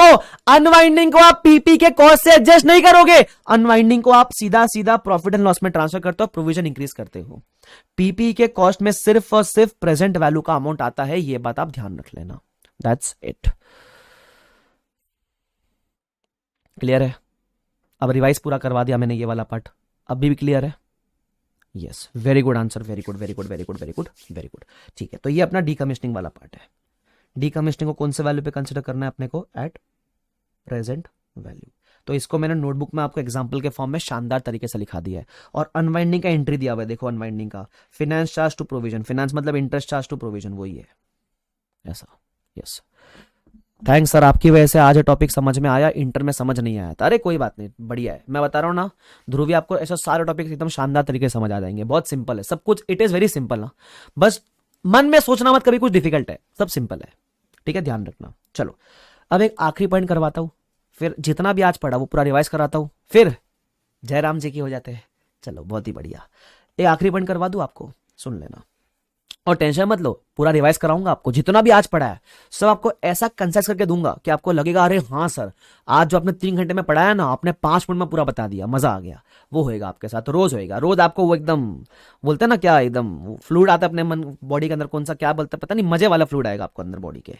चलो एनीवेज, बढ़ जाओ आगे। मैंने क्या बोला था, अभी अपन कौन से पॉइंट में देख लो, भूलो मत भूलो मत। इनिशियल मेजरमेंट कॉस्ट पे होता है। हम कॉस्ट की बात करें, कॉस्ट में क्या क्या आता है, और वो भी इस केस में अगर आपने एसेट परचेज किया तो कॉस्ट में क्या क्या आता है, ठीक है। तो इसमें क्या बोला था, refer note number 1, note number 1 आपने रिफर कर लिया, और आगे बोलता है रिफर नोट नंबर 2 ऑल्सो, ठीक है। तो नोट नंबर 2 भी है। नोट नंबर 2 क्या है? It is about deferred consideration. क्या है? डिफर्ड कंसिडरेशन के बारे में। Now what is the meaning of deferred consideration, समझने का ट्राई करते हैं, ठीक है। हाँ, डोपामिन, हाँ डोपामिन आएगा तुमको, बराबर। आधे लोगों ने मेरे को आंसर दिया, बोले सर आप तो गरीब, आपको कुछ आ रहा नहीं है, हम आपको जवाब दे देते हैं। डोपामिन, हाँ जो भी है। चलो ठीक है, अब पॉइंट नंबर 2 का एग्जांपल लेते हैं अपन। इधर ही मैं आपको एग्जांपल देता हूं शानदार वाला, ठीक है, मजा आएगा आपको, सुनना। सपोज मैं एक अमीर आदमी का नाम बताओ, चलो एक कोई भी अमीर आदमी का नाम बताओ। अमीर आदमी, गरीब, अंबानी का नाम मत लो, अंबानी गरीब है, अमीर, चलो मेरा नाम ले लो तुम लोग, ठीक है। चलो तो एक था बेचारा अमीर आदमी, एक है सर, वैसे है नहीं, गरीब आदमी एकदम ही, बट ठीक है, एग्जाम्पल में तो अमीर हो लेते। तो सुनना, ये क्या गया, ये गया एक शॉप में। आपको पता है एक शॉप है Croma. Croma is a shop जहां आपको डिजिटल वाले आइटम्स मिलते हैं सारे, टीवी, लैपटॉप, मोबाइल फोन, ये वो करके सब मिलता है, ठीक है। तो मैं वॉरेन बुफे मेरे से थोड़ा सा गरीब है वॉरेन बुफे, मतलब उसका जितना वो है क्या बोलते हैं नेटवर्थ, उससे मेरा 1 CR ज्यादा है सिर्फ। तो एनीवेज, तो मैं गया क्रोमा में गया, मैंने बोला आकाश कंदोई पधारे हैं। तो क्रोमा का मालिक बोलता तो क्या, तो मैंने बोला हमको लैपटॉप दिखाया जाए। हमको क्या दिखाया जाए? लैपटॉप दिखाया जाए। तो क्रोमा शॉप ने मुझे लैपटॉप दिखाया। कितने का लैपटॉप दिखाया? तो उसने पहले दिखाया 70,000 का लैपटॉप। मैंने बोला ओ आकाश कंदोई आए, छोटे मोटे आदमी नहीं आए, महंगा वाला दिखाओ। तो उसने लैपटॉप दिखाया 1,40,000 का। मैंने बोला ओ आकाश कंदोई आए, गरीब आदमी नहीं है, महंगा वाला दिखाओ। तो उसने दिखाया लैपटॉप 1,80,000 का। मैंने बोला ओ आकाश कंदोई आए, गरीब आदमी नहीं है, महंगा दिखाओ। तो उसने मेरे को दिखाया बढ़िया सा मैकबुक प्रो। उसने दिखाया मैकबुक प्रो एकदम टॉप क्लास, एकदम सबसे ज्यादा उसमें स्पेस वगैरह एकदम बढ़िया वाला बताया। उसने बोला पेमेंट 2 लाख। 2 लाख का। मैं देख के बोला ये हुई ना बात, ये तुमने बताया आकाश कंदोई का है ना, लेवल का कुछ बताया, ठीक है। तो मैंने देखा मैकबुक वगैरह मेरे को पसंद आया, मैंने बोला पैक कर दो, तो उसने पैक किया है ना, बिल उसने बनाया, उसने बिल को थैली में डाला, मैकबुक को थैली में डाला और थैली मेरे को पकड़ाया। मैं बढ़िया थैली पकड़ के जाने लग गया ऐसे बाहर। मैंने बोला चलो आज मैकबुक खरीद लिया। क्रोमा का मालिक चिल्लाया पीछे से, ए कंदोई रोक। बताओ क्यों चिल्लाया? उसने मुझे लैपटॉप पैक किया, थैली दिया, मैं थैली पकड़ा और बाहर जाने लग गया, है ना। वो मालिक चिल्लाया, ए कंदोई रोक। बताओ क्यों रुकाया उसने मुझे? बताओ क्यों रुकाया? सोचो। I am waiting for an answer. बताओ उसने आकाश कंदोई जैसा आदमी को कैसे रुका दिया? वो तो बेचारा लैपटॉप लेके जा रहा था। Perfect answer. पैसा कौन देगा, है ना? हाँ ध्रुव बोलता है पैसा तो दो। पैसा कौन देगा? सही, एकदम सही बोले, पैसा। हाँ तो मैंने बोला सुनो ना, मैंने क्या बोला उसको? मैंने बोला मैं भी कितना क्यूट हूं, पैसा देना भूल ही गया। हाँ तो मैंने उसको बोला क्यूट बॉय, भूल गया पैसा देना। तो मैंने उसको बोला पैसा तो नहीं है। तो उसने बोला अभी इतना अमीर अमीर कर रहा था, पैसे नहीं है। तो मैंने बोला क्यूट हूं ना मैं, तो पैसे नहीं लाया, पैसे दूंगा 1 साल के बाद, है ना। तो मैंने बोला I will make the payment after 1 year. तो उसने बोला ओ आकाश कंदोय, पेमेंट 1 साल के बाद करना तो ठीक है, लेकिन फिर आप 2 लाख पे नहीं करोगे, फिर आप 2 लाख नहीं पे करोगे, फिर आपको कितना पे करना पड़ेगा? आपको 2 लाख प्लस सम इंटरेस्ट, चलो 10% इंटरेस्ट लगा के आपको 2,20,000 पे करना पड़ेगा। उसने बोला लैपटॉप आज दे देते हैं, है ना, लैपटॉप आज कह देते हैं, लैपटॉप आज दे देते तुमको। बोलता है क्यूट नहीं कुछ और कहते हैं उसको। ए क्या रे, बहुत जबान चली तेरी केची की तरह, हाँ?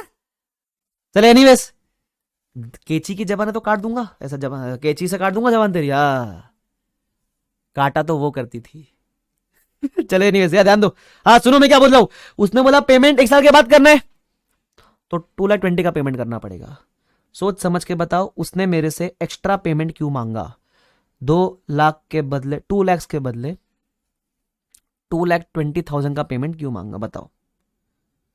Why did he ask for that extra payment? एकदम करेक्ट जवाब दिया आपने। आपने बोला सर उसने आपसे इंटरेस्ट चार्ज किया, उसने आपसे 20,000 का इंटरेस्ट चार्ज किया, इसलिए उसने आपसे एक्स्ट्रा पेमेंट मांगा। तुम समझ रहे हो क्या? यस। तो अब इससे कंक्लूजन क्या निकलता है? कंक्लूजन ये निकलता है कि जब आप लेट पेमेंट करते हो, तो आपकी जब कोई आपसे पूछे कि पीपी का कॉस्ट कितना है, तो पीपी का कॉस्ट आप 2 लाख बोलोगे या 2.2 लाख बोलोगे? आप पीपी का कॉस्ट 2 लाख ही बोलोगे।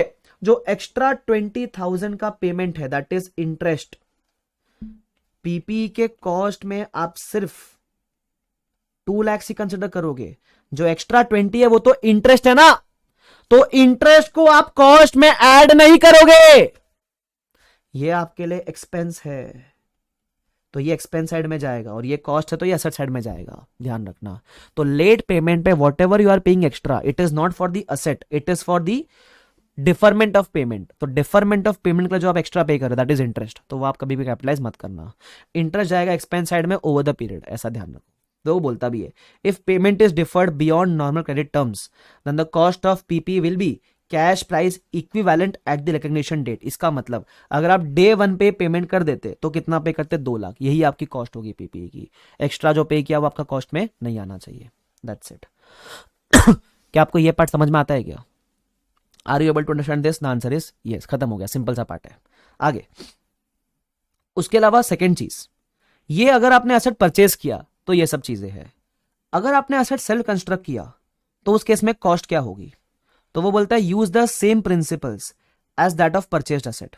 बोलता है जो आपने परचेज के लिए डिस्कस किया ना, सब purchase price, non refundable, directly edible cost, D commissioning, है ना, ये डिफर्ड में इंटरेस्ट पे किया वो मत लेना, ये सब everything is same like purchase asset.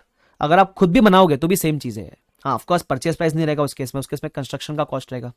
तो same principle that of purchase asset plus एक चीज एक्स्ट्रा इधर, जब आप एसेट कंस्ट्रक्ट करते हो ना तो शायद आपने कहीं वर्ड सुना रहेगा, it can become a qualifying asset. तो क्वालिफाइंग एसेट पे अगर आपने कोई बोरिंग कॉस्ट इंकर करा, it can be capitalised. As per Ind AS 23, but उसका डिस्कशन अपन कहाँ करेंगे, इंड एस 23 में ही करेंगे, यहां नहीं बात करेंगे। सिर्फ मैंने लिख के छोड़ दिया इसको, ठीक है, कि जब आप पूरा एफआर पढ़ लोगे ना, एक बार पूरा एफआर सारे इंडेक्स पढ़ लोगे, फिर जब आप एक बार पूरा रिविजिट रिवीजन करना होगा, तो आपको चीजें याद आनी चाहिए, वो लिंकिंग के लिए काम आ जाएगा आपको। तो बस इतना ध्यान रखो कि अगर आपने एसेट सेल्फ कंस्ट्रक्ट किया है तो भी सेम चीज जो परचेज में अप्लाई की वो वहां भी अप्लाई करना है आपको, कुछ भी उसके अंदर नया नहीं है। और बोरिंग कॉस्ट वगैरह कुछ रहेगा तो वो भी आ जाएगा, बोरिंग कॉस्ट की बातें अपन इंडेक्स 23 के अंदर कर लेंगे। और आपके वो एएस में एएस 16 था, एनीवेज कोई दिक्कत वाली बात नहीं है, ठीक है। चलो, ये आपने क्या डिस्कस किया, ये आपने अगर आपने एसेट सेल्फ कंस्ट्रक्ट किया तो उसका मैंने डिस्कशन आपके साथ किया है, ठीक है। तो अपन जो कंसेप्ट वाला पार्ट है वो यहां एंड करते हैं, और फटाफट से अपन ने जितना भी आज पढ़ा है वो क्विकली रिकॉल कर लेते हैं क्या, वो क्विकली अपन रिकॉल कर लेते हैं जितना भी अपन ने पढ़ा है आज के पूरे दिन में। Are you ready guys, guys are you ready guys, guys guys तो रेडी है, चलो आ जाओ। तो फटाफट से it's time to recall full things.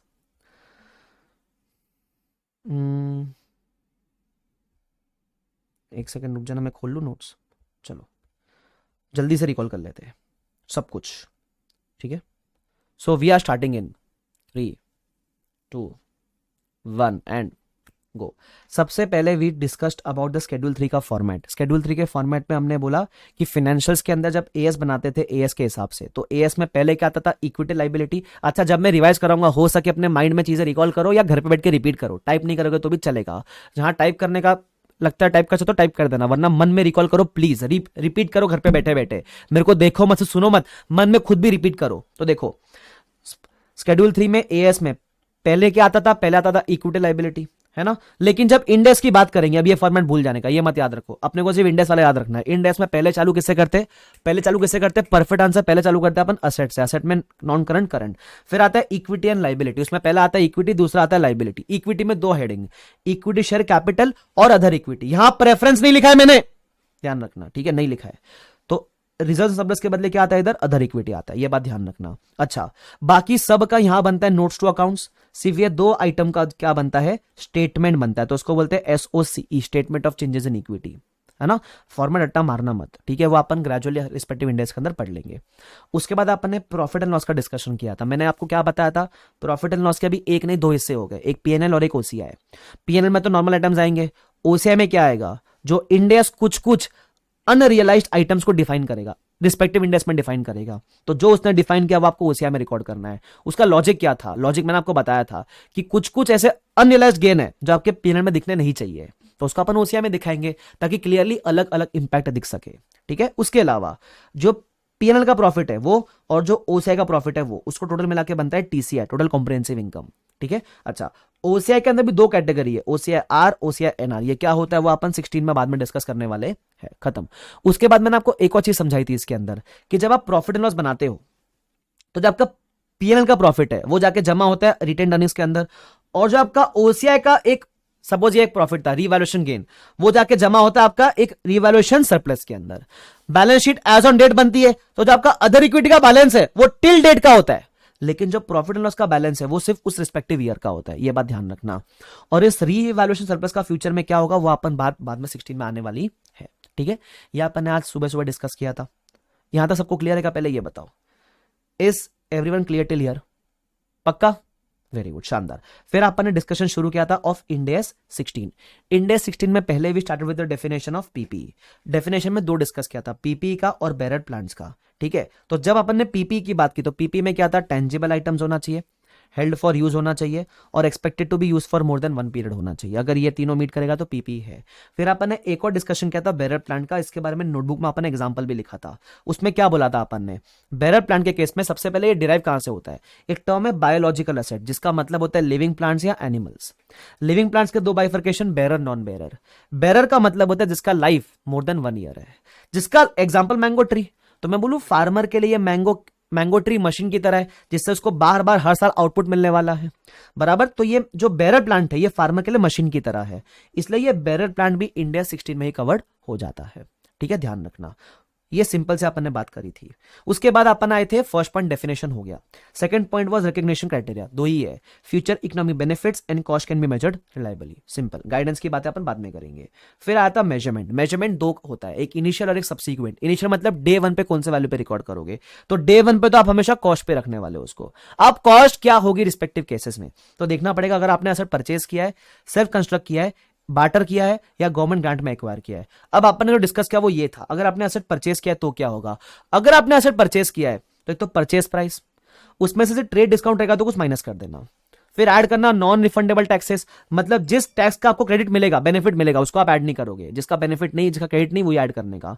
उसके अलावा ऐड करने का all the directly attributable expenses, the expense which are necessary to make the asset ready for use. अब इसमें जो इंपॉर्टेंट है वो ध्यान क्या रखने का, कॉस्ट ऑफ टेस्टिंग। टेस्टिंग का कोई खर्चा किया, आप ऐड करोगे। अच्छा, टेस्टिंग का खर्चा करते समय कुछ इनकम कमा ली, याद है निब्बा निब्बी की मेट्रो राइड, याद है क्या? तो उस केस में तो इनको जो मेट्रो की राइड मिली टेस्टिंग के समय, तो इनकम कमाई मेट्रो वाले ने, तो आप नेट खर्चा ही कैपिटलाइज करोगे। अच्छा, बाय चांस आपने इनकम ज्यादा कमा ली, खर्चे ज्यादा इनकम है, तो वो एक्स्ट्रा इनकम को भी कॉस्ट से एडजस्ट करने का, बट वो एडजस्ट करने का मतलब यहां आप क्या करोगे, कॉस्ट को कम करोगे, रिड्यूस करोगे, बिकॉज इनकम है आपके लिए वो। चलो ये हो गया। उसके बाद कौन से खर्चे नहीं आएंगे, तो याद रखना, इनॉग्रेशन, एडवर्टाइजमेंट वगैरह ये सब नहीं आता है। एक और चीज, आइडल असेट को अगर आप कार पार्किंग की तरह यूज करोगे तो उसकी इनकम को भी आप कॉस्ट से एडजस्ट मत करना, उसको आप ट्रांसफर करना प्रॉफिट एंड लॉस के अंदर। फिर आता एक और पार्ट जो अपन ने डिस्कस किया विद डिटेल्ड एग्जांपल, वो था कॉस्ट ऑफ डीकमीशनिंग। डीकमीशनिंग का मतलब क्या होता है, एक ऐसा खर्चा जो आपको पक्का पक्का करना है लेकिन सर्टेन नंबर ऑफ ईयर्स के बाद करना है, तो उसको अपन कॉस्ट में ऐड करेंगे, लेकिन कौन से वैल्यू में ऐड करेंगे, उसको अपन प्रेजेंट वैल्यू पे ऐड करेंगे। बराबर, ठीक है। अब प्रेजेंट वैल्यू क्या होती है, इट इज नथिंग बट, इस तरीके से अपन निकालते हैं प्रेजेंट वैल्यू, जो भी फ्यूचर वैल्यू है divide by the discounting factor raise to the number of years. ठीक है, तो मैंने इधर एग्जांपल लिया, प्रेजेंट वैल्यू पे ऐड किया, ओके, लेकिन पे तो आपको फ्यूचर वैल्यू पे करना है, तो प्रेजेंट वैल्यू से जाएंगे फ्यूचर वैल्यू पे। उस प्रोसेस को अपन क्या बोलते हैं, उसको बोलते हैं अनवाइंडिंग। तो अनवाइंडिंग का बनता है एक टेबल, और इस अनवाइंडिंग के इंटरेस्ट की हर साल की आती है एंट्री। एंट्री क्या आती है, interest account debit to provision account. बराबर, बस ऐसा आप हर साल अनवाइंडिंग करोगे। अनवाइंड करते करते आपका एक समय आएगा जब आपका पूरा प्रोविजन 5 लाख पे पहुंच जाएगा, बस आप उसको पे ऑफ कर देना 5 साल के बाद, provision to cash bank, that's it. बराबर, उसके बाद अपन ने एक और केस देखा था जहां लिखा था डिफर्ड कंसिडरेशन। याद है, मैं क्रोमा में गया, क्रोमा को मैंने बोला मैकबुक चाहिए, उसने बोला ठीक है, मैंने बोला पेमेंट दूंगा 1 साल के बाद, तो उसने बोला एक्स्ट्रा पैसा लगेंगे। ये जो एक्स्ट्रा पेमेंट है वो इंटरेस्ट है, इंटरेस्ट को आप कॉस्ट में ऐड नहीं करने का, बस इतना आपको पार्ट ध्यान रखना है। उसके अलावा अगर आपने एसेट परचेज नहीं, सिर्फ कंस्ट्रक्ट किया है, तो उस केस में अपन क्या करेंगे, सेम जो अपन ने परचेज के लिए डिस्कशन किया वो सेम डिस्कशन ही एप्लीकेबल है। सिर्फ बोरिंग कॉस्ट का एक पॉइंट आएगा, वो 23 के अंदर पढ़ेंगे, यहां आपको पढ़ने का जरूरत नहीं है, दैट्स इट। फटाफट से बताओ, क्या आपको जितना भी आपने आज 3 आवर्स में पढ़ा, क्या आपको ये लास्ट के 7 मिनट्स में रिवाइज होता है क्या? यस और नो जल्दी से बता दो फटाफट से, ताकि अपने को समझ जाए मजा आया कि नहीं है। जल्दी से बताओ, जल्दी से, वेटिंग फॉर आंसर। क्या आपको लगता है कि आपको सब रिकॉल हो गया, सब समझ गया? यस, परफेक्ट, शानदार शानदार शानदार, मजा आ गया। सोहम कहती है 1 नंबर सर, यस। शिवज्ञा कहते हैं यस सर, नेहा कहते हैं यस सर, विशाल दिखाते हैं अंगूठा, ठीक है, अच्छा वो अंगूठा ही दिखाया। आस्तिक कहते हैं तोड़, ओके, शिवांगी कहते हैं यस, दिव्या कहते हैं यस, ठीक है, आयुष कहते हैं मजा आ गया सर आज। नैतिक ने कुछ क्वेरी पूछा है, केविन ने बोला सब रिकॉल हो गया, ग्रोवर केविन कहते हैं मजा आ गया। नैतिक ने पूछा सर अगर पेमेंट अभी कर रहे हैं और लोन लिया है तो उसका इंटरेस्ट ऐड नहीं कि नहीं? नैतिक वो इंडेक्स 23 में आएगा, बराबर, लेकिन एज ऑफ नाउ आप मान के चलो उसका इंटरेस्ट ऐड नहीं होगा, खत्म कहानी, ठीक है। हसन कहते हैं जबरदस्त, नेहा कहते हैं जोरदार, साहू कहते हैं यस सर मजा आ भी गए हो, क्या बात है। अच्छा है क्लास आपसे ली, अरे वाह, अच्छा तुमको अभी लग रहा है कि सही आदमी से क्लास ले ली। ओ भाई, मैं तुमको ऐसा पढ़ाऊंगा ना, तुमको देखो मजा तो आने वाला है। ये मतलब अभी तो शुरुआत है, अभी तो अपन हल्का हल्का कंफर्टेबल होना शुरू हुए हैं, असली मजा तो अभी आने वाला है, रोज का रोज। अच्छा ठीक है, पूछा वो बाद में आएगा बात फेयर वैल्यू की। सर स्टार्टिंग का वो चार्ट नोट्स में मिलेगा क्या? Have you uploaded this notes? Starting में डेली बेसिस पे गूगल ड्राइव पे बोर्ड नोट्स डालूंगा, तो वो चार्ट वगैरह आपको वहां मिल जाएगा, चिंता करने की जरूरत नहीं है, ठीक है। आरिफ कहते हैं शानदार, जबरदस्त। चलो आई एम ग्लैड आपको समझ आया, लेकिन आपसे मुझे क्या उम्मीद है, कल क्या करके आओगे, क्या करके आओगे कल? कल रिवाइज करके आना। ये आपको जितना मैंने आज पढ़ाया रिवाइज करने में लगेगा 15 से 20 मिनट्स मैक्स। अगर रिवाइज नहीं किया, आना ही मत, मैं पहले बता रहा हूं, आना ही मत, आना ही मत। रिवाइज करोगे तो ही आना, वरना मत आना, शपथ ले लो, पहले बता रहा हूं मैं आपको। If you can't revise please don't come, ठीक है। और रिवाइज कैसे करना है, स्पेशली जहां जहां आपको लगता है जैसे डीकमिश्निंग है, नया था ना कुछ, तो इसको आपको हो सके तो रफ में एक बार डायरी रखने का छोटी सी, उसमें रफ में स्क्रिबल करने का, हाँ हाँ ऐसा था ऐसा था ऐसा था करके, हाँ आया मेरे को आंसर ऐसा करके। पहले बता रहा हूँ रिवाइज के बिना आना ही मत, और रिवाइज करोगे ना तो ही जिंदगी में आगे बढ़ सकते हो, ध्यान रखना। मैं कसम से ब्लॉक कर दूंगा, निराली कहती है ब्लॉक ही कर देना, मैं ब्लॉक कर दूंगा, रिवाइज के बिना आ मत जाना कल। हाँ चलो ठीक है तो please do revise, it will hardly take 15-20 minutes, उतना समय सबको मिलता है, कितना भी हेक्टिक आर्टिकलशिप हो 15 मिनट सब निकाल सकते हैं। ठीक है, आप उसको ट्रैवलिंग में रिवाइज करो, जब चाहे रिवाइज करो, लंच ब्रेक में करो, जो करना है करो, रिवाइज करके आना। ठीक है चलो, with this we can end the session here. I am glad you like the session, thank you so much. Keep letting me know whether you are liking the session और स्पेशली रिकॉर्डेड वाले जैसे live वाले तो बता देते हैं मुझे, recorded वाले आप भी मुझे बताते हुए चलना कि आपको सेशन कैसा लगा। ठीक है, मैसेज वगैरह कर देना जो भी है। तो thank you so much everyone, bye bye everyone, take care, और कल सुबह अपन वापस 7 बजे मिलेंगे, रिवाइज करके आना। ठीक है, यस यस पूजा, एक बार पढ़ना चाहिए नोट से भी, नोट्स को भी एक बार रीडिंग देने का, सबको रीडिंग देने का एक बार, 15-20 मिनट्स मैक्स में हो जाएगा। ठीक है चलो, तो thank you so much everyone, bye bye everyone, take care, see you all, bye bye, चलो टेक केयर।